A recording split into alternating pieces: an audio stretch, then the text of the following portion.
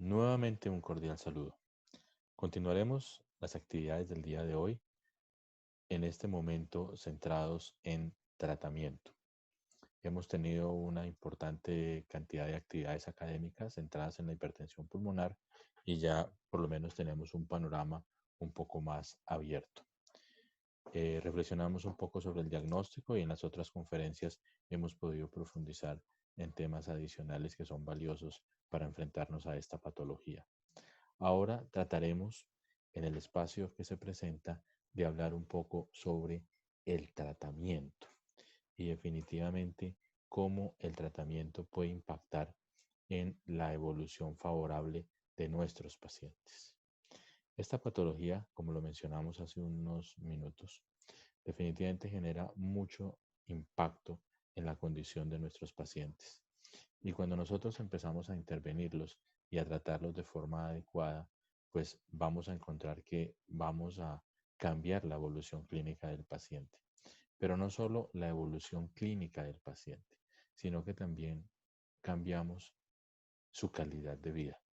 En la experiencia que hemos podido construir, definitivamente vemos cómo los pacientes cambian, mejoran en sus condiciones y empiezan a ser cada vez más independientes, porque esta enfermedad limita demasiado y ahora cuando ofrecemos tratamientos vemos el cambio radical en la evolución del paciente, es cuando decimos ha valido la pena y sí es importante tratarlos y ofrecerles opciones terapéuticas. De eso es de lo que hablaremos en estos minutos, las opciones de tratamiento. Nuevamente, muchísimas gracias a ustedes por acompañarnos y al comité organizador por permitirnos participar de este valioso evento. Bien, ya lo hemos estado diciendo, el impacto hemodinámico y el impacto en calidad de vida y en supervivencia de esta enfermedad son significativos. Así que, ¿podemos hacer algo? ¿Podremos hacer algo? Vamos a mirar qué encontramos de evidencia en relación al tratamiento. Mi nombre es Manuel Pacheco y nuevamente un placer acompañarlos. Esta es nuestra agenda de hoy y está centrada, como les dije, en la orientación y en un elemento muy importante que es la individualización del paciente para decidir su escenario terapéutico. ¿Y qué es lo primero que me gustaría cuando hablamos de tratamiento que pudieran tener en cuenta? La necesidad de reimaginar el paradigma. ¿Qué quiere decir reimaginar el habíamos generado una idea de que estos pacientes definitivamente no obtendrían muchas opciones de tratamiento.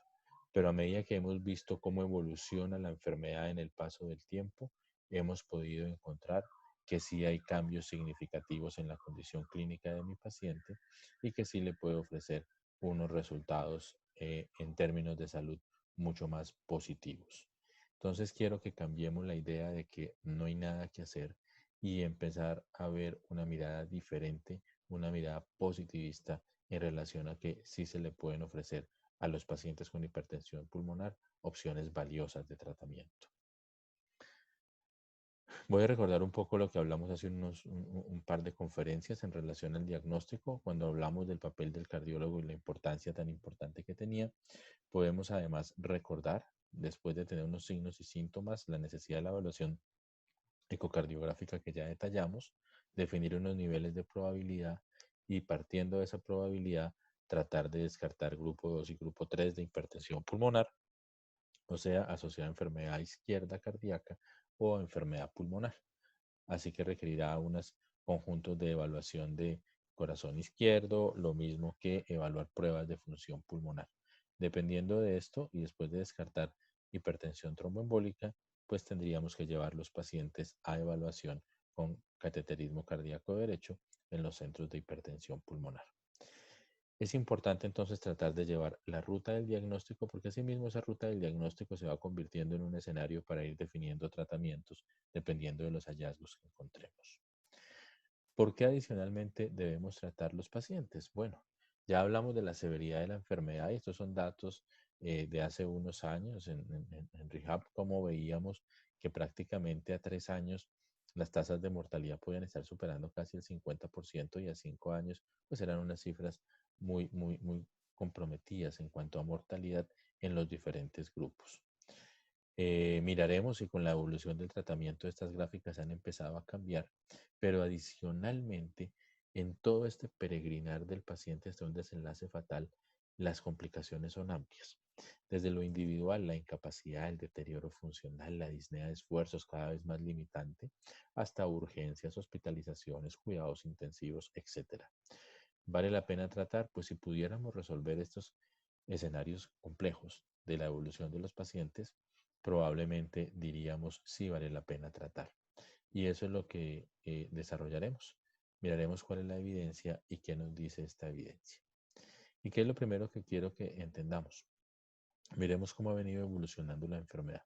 Si la comparamos frente a algunas otras patologías, probablemente esta sea un desarrollo para una patología joven, más o menos en los últimos 20 años, 25 años es que se ha venido desarrollando la mayoría del arsenal terapéutico y cada vez los estudios han sido diferentes desde monoterapia hasta terapias combinadas y los desenlaces a evaluar en los estudios también han sido diferentes. Y eso lo debemos tener en cuenta.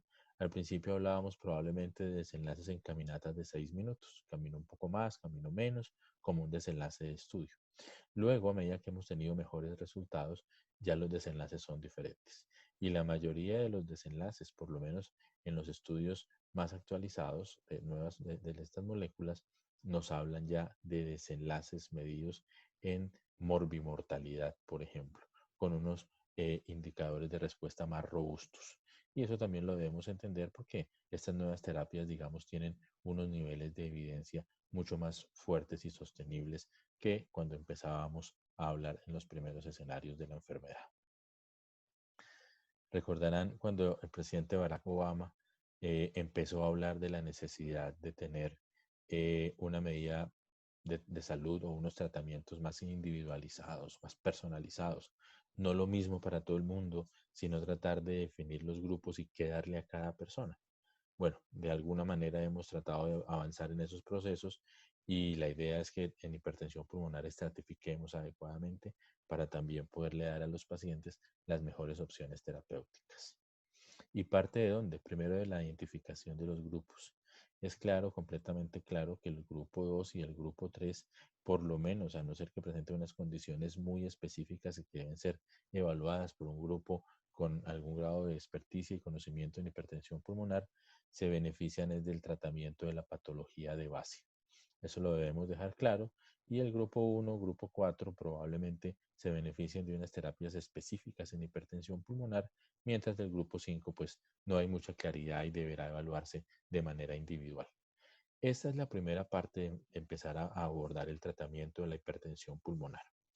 En el componente de cardiología, pues ven patología del grupo 2 diariamente, así que hay que centrarse en el manejo de la enfermedad cardíaca izquierda, por decirlo así, y lo mismo cuando en los pacientes con fibrosis pulmonar, EPOC, que desarrollan grados de hipertensión pulmonar, el centro de su terapia debe ser su enfermedad de base. Luego, según la evolución y algunos hallazgos, pues puede que algún grupo requiera una evaluación especial, pero en 2 y 3 centrémonos en su patología de base. En los otros grupos tendremos que hacer unas evaluaciones específicas y requerirán probablemente terapias directas para hipertensión pulmonar. Entonces, esta es la primera parte del tratamiento. Identifique adecuadamente el grupo, obviamente después de haber hecho el ejercicio del abordaje diagnóstico. Es muy importante el tamizaje y buscar. Esto lo dijimos en la charla anterior, aquí lo insistimos. Si ustedes están manejando este grupo de pacientes, sabemos que este grupo de pacientes son los pacientes de riesgo de desarrollar hipertensión pulmonar.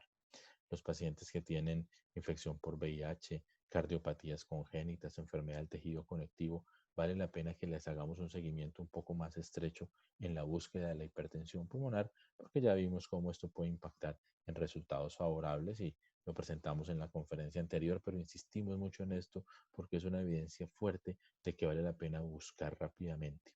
Y si yo diagnostico y encuentro rápidamente, probablemente mi tratamiento pueda dar mejores resultados. Por eso lo volvimos a traer aquí cuando hablamos de tratamiento. Estas son, digamos, los dos grupos que se pueden beneficiar de una terapia directa, lo que llamamos la hipertensión pulmonar tromboembólica crónica y la hipertensión arterial pulmonar, que hace parte del grupo 1. Tienen un enlace biopatológico común y es la disfunción endotelial y la depresión del óxido nítrico. Probablemente por esto estos grupos de hipertensión pulmonar se pueden beneficiar de terapias directas. Los síntomas son comunes, pero la etiología, la evolución y el diagnóstico puede variar de alguna forma. La tromboembólica crónica generalmente depende de un antecedente o de un evento tromboembólico. Algunas veces recuerden que el paciente no recuerda haber tenido un trombo, pero eso sí son los hallazgos que identificamos cuando hacemos la evaluación del paciente y generalmente se encuentran defectos de perfusión en las gamografías, que no se encuentran en el paciente con hipertensión arterial pulmonar, que ahí su base es una proliferación anormal del endotelio y del músculo liso en esas paredes y vasos. Pero finalmente, como les dije, un enlace biopatológico común, que es la disfunción endotelial y la depresión de óxido nítrico, y probablemente por eso estas formas de hipertensión pulmonar pudieran tener un fondo o tienen un fondo para un manejo farmacológico o diferencial de las otras formas de hipertensión pulmonar. Y voy a hablar primero del tratamiento del grupo 4, que es la hipertensión pulmonar tromboembólica. Y como algunos lo han mencionado, pudiéramos decir que esta es la hipertensión pulmonar que es curable. ¿En qué sentido? En que probablemente cuando yo diagnostico adecuadamente a este paciente y hago una evaluación de operabilidad, si el paciente es quirúrgico, el paciente debe ser llevado a una tromboendarectomía pulmonar. Esa es la opción de tratamiento y la mejor opción de tratamiento para estos pacientes. Recordarán, muchas veces usted tiene el trombo casi el molde completo y obviamente eso libera el daño y el compromiso endotelial. Entonces, esta es la opción para los pacientes del grupo 4 y debieran ser todos evaluados. Mire que esta es una publicación de Jack, donde inclusive si ellos dicen en la primera evaluación se definió no operable, recomendamos una segunda opinión en otro centro con un poco más de experticia a ver si el paciente es quirúrgico. Y si definitivamente nos dicen este paciente no es quirúrgico, pues tendríamos que ofrecer terapia médica, pero existe la posibilidad de angioplastia pulmonar. La angioplastia pulmonar se viene desarrollando desde Japón, la mayoría de los estudios, luego empezó a desarrollarse en Europa y en Estados Unidos. Cada vez hay más desarrollo como una alternativa válida ya de tratamiento. En Colombia ya hay algunos centros que están empezando a desarrollar y a generar su experticia en el tema. Entonces nos queda en la tromboembólica primera línea cirugía, tromboendarectomía. Si no es posible, evaluarlo para la posibilidad de angioplastia pulmonar y si no es posible definitivamente, entonces terapia farmacológica. Y hay estudios muy interesantes de combinar terapia farmacológica con angioplastia pulmonar, dando buenos resultados. Pero en términos generales, el paciente con tromboembólica, o sea, grupo 4, lo ideal es evaluarlo para cirugía. Si no se puede, entonces terapia farmacológica y o posiblemente angioplastia pulmonar. Ok, esta es la línea del grupo 4 y hacia allá debiéramos irnos. Un poco diferente a la de la hipertensión arterial pulmonar o el grupo 1, donde el arsenal es mucho más amplio. Aquí están los estudios y cómo se han venido aprobando estos estudios y tenemos entonces ya medicamentos modernos, digamos, que han mostrado unos desenlaces diferentes en los estudios, más allá de caminata de 6 minutos, y ya hablamos de desenlaces compuestos de morbimortalidad, con unos resultados mucho mejores, en donde podemos obtener mejor respuesta de mi paciente y cambiar esas curvas que vimos al principio de mortalidad y también buscar mejores desenlaces en el día a día de estos pacientes. Y aquí están las terapias, desde el propostenol IV o las terapias con los prostanoides parenterales. Luego empezamos a evolucionar, viene Bosentan, luego el hilopros inhalado, también un prostanoide, pero este es inhalado y a medida que vamos avanzando en las terapias, entonces vamos teniendo otra serie de medicamentos hasta la última serie donde está macitentan, el treprostinil oral. Aún no lo tenemos, pero esperamos pronto tenerlo en el país y es igual como un medicamento adicional. Entonces, usted puede ver aquí la serie y cómo han evolucionado estos tratamientos que tenemos hoy en día para los pacientes, ofreciéndoles mejores condiciones y realmente cambiando realmente la condición de vida del paciente. También, así como han aparecido medicamentos nuevos, han aparecido recomendaciones nuevas. Y mire esta diapositiva tan interesante del Journal del American College of Cardiology, cómo desde Venecia 2003, Dana Point y NISA han venido las recomendaciones siendo diferentes. La terapia secuencial podía ser considerada, luego debe ser considerada y casi que aquí ya hay estudios que nos hablan de terapia secuencial de entrada. Y miraremos esto cómo se pone en las guías, porque hay algunos grupos de pacientes que realmente se benefician de terapia dual de entrada. Y eso ya lo venimos haciendo mucho tiempo. Yo creo que, por ejemplo, cuando hablamos de hipertensión arterial, sabemos los beneficios que ofrece una terapia combinada sobre monoterapia. Lo mismo en falla cardíaca. Yo creo que en insuficiencia cardíaca, hoy en día, ustedes están empezando generalmente con dos medicamentos, no empezamos con un medicamento. Lo mismo nos pasa en hipertensión arterial pulmonar. Y la evidencia nos va a demostrar por qué esto es importante. Entonces, mire lo que se hablaba, entonces la necesidad de la terapia combinada, la terapia en combinación o secuencial que veníamos practicando y ya hoy en día empezamos a hablar de la necesidad probablemente dependiendo de la respuesta y en algunos casos de entrada de terapia combinada inicial para mejorar los desenlaces en términos de respuesta clínica. Y aquí les presento entonces cómo orientar esto de acuerdo a la estratificación del riesgo. Otro mensaje importante que les quiero dar. Para decidir la terapia es fundamental tener claro la estratificación del riesgo de mi paciente, porque dependiendo del riesgo como entre mi paciente, yo le debo ofrecer sí o no un tratamiento. ¿Qué quiero decirles con esto? Usted hace todo el ejercicio, hizo todo el ejercicio. Les recuerdo que el test de vasorreactividad en el cateterismo cardíaco derecho ha quedado definida y es muy clara que solamente para unos grupos, la idiopática, la asociada a algunas drogas y toxinas o la hereditable, porque son las que realmente hemos visto que los calcioantagonistas pueden ofrecer alguna respuesta. En los otros grupos realmente no se recomienda hacer el test de vasorreactividad y cuando usted ya tiene y ha superado todas las etapas, utilice una escala de evaluación del riesgo. ¿Cuál? Hoy en día tenemos varias. Está el modelo francés, el modelo suizo, el de la guía europea, que es el famoso semáforo, que es con el que probablemente más estemos familiarizados, o ahora los americanos, pues con el Reveal y una actualización que se llama Reveal 2.0, pues nos ofrecen esas posibilidades de evaluar los pacientes. Cuando uno habla con los expertos, la mayoría dicen utilice una y siempre la misma. Pero trate de utilizar una escala porque lo que sí hemos visto, y les dejo este mensaje, es que preguntarle al paciente con hipertensión pulmonar, ¿usted cómo se siente? Y que el paciente diga, me siento bien, resulta ser francamente insuficiente para tomar decisiones.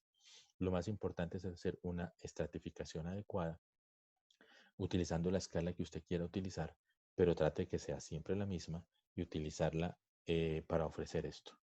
Entonces, cuando usted estratifica a su paciente, encontrará unos pacientes de bajo riesgo que probablemente esos pacientes de bajo riesgo pudieran tener un todavía vigente para la monoterapia.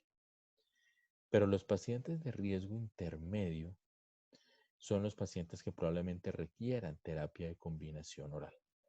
Requieran terapia de combinación oral y definitivamente los pacientes de alto riesgo que están en rojo, síncope clase funcional 4, variables hemodinámicas completamente alteradas, BNP severamente elevado, este grupo de pacientes probablemente requieran combinación, pero incluyendo un prostanoide parenteral. La evidencia es clara que estos pacientes debemos ser muy agresivos en la terapia porque si perdemos tiempo, perdemos paciente. Ojalá los identificáramos antes de que hubieran avanzado. Nos permitiría tener más opciones de tratamiento. Pero las guías lo recomiendan y aquí está claramente, este es del último simposio de hipertensión pulmonar, como ellos hablan, pacientes de alto riesgo, terapia combinada.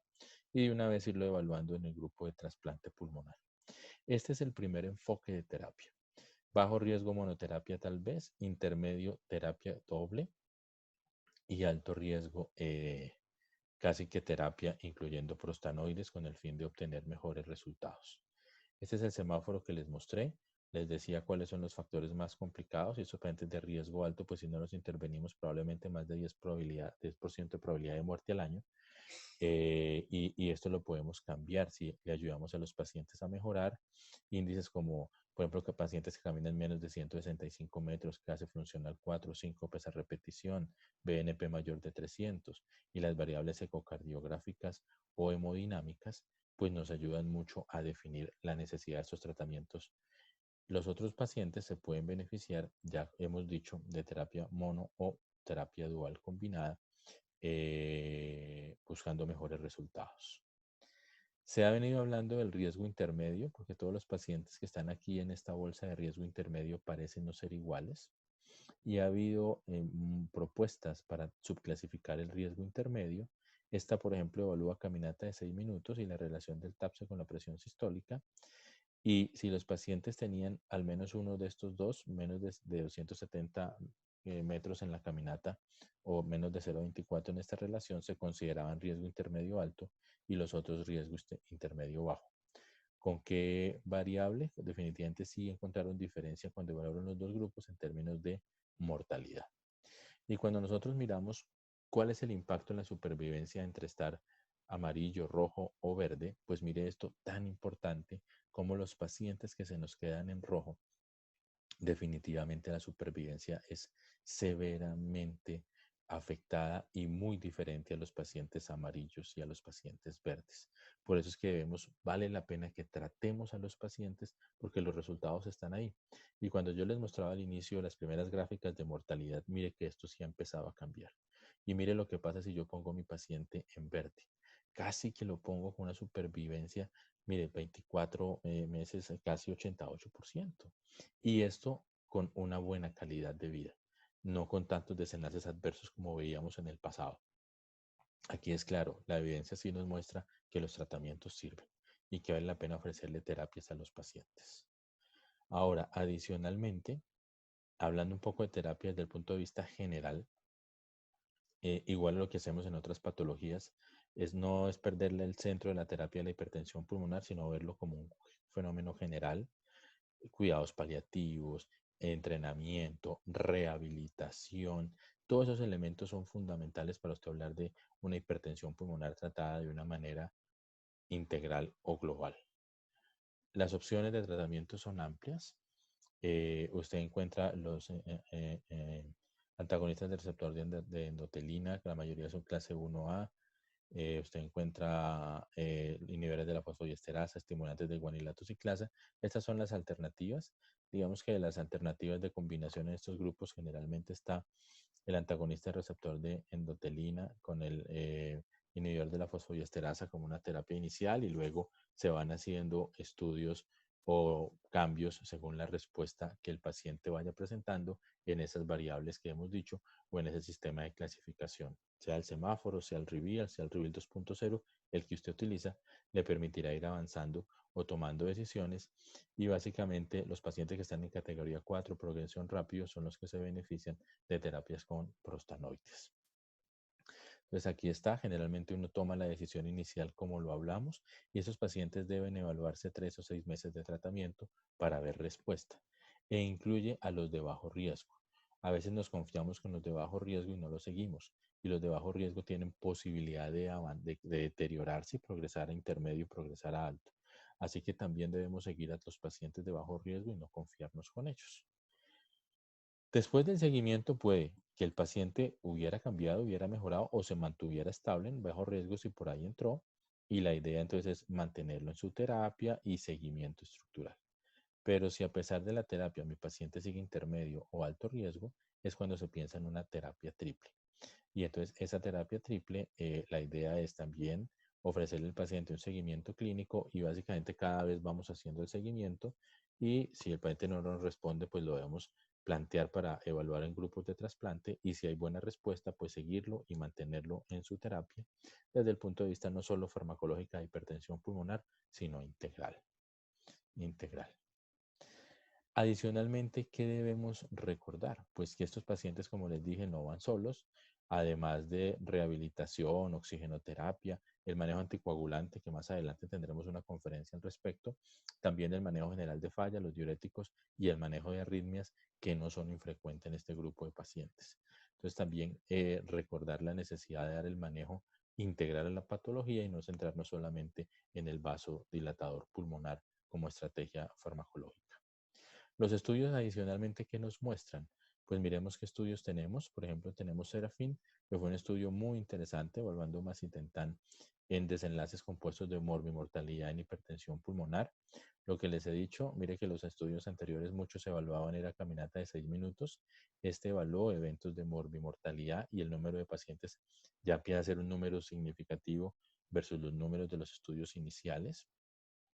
Varias formas de hipertensión pulmonar fueron utilizadas y evaluadas en estos grupos, por supuesto idiopáticos, pero también VIH, hereditarios, lo cual nos amplía un poco el perfil de los pacientes y esto probablemente sea muy importante. La reducción de riesgo versus placebo con 10 miligramos, que es la dosis estándar, 45% de disminución en la variable primaria de morbimortalidad hasta el final del tratamiento.